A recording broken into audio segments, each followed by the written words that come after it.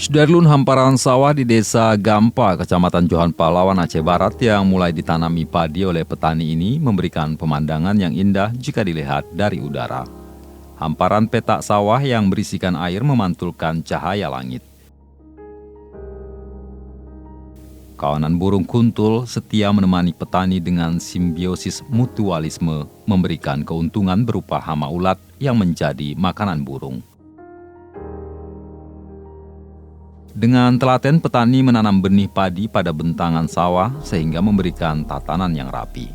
Namun, saat mulai menanam, hama keong pun mulai menyerbu padi muda.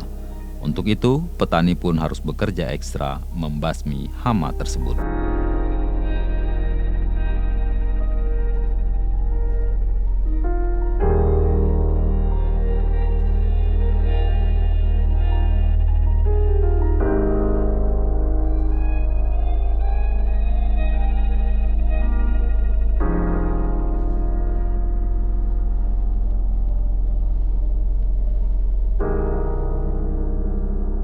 Dari Melabuh, Yulham, Serambion TV.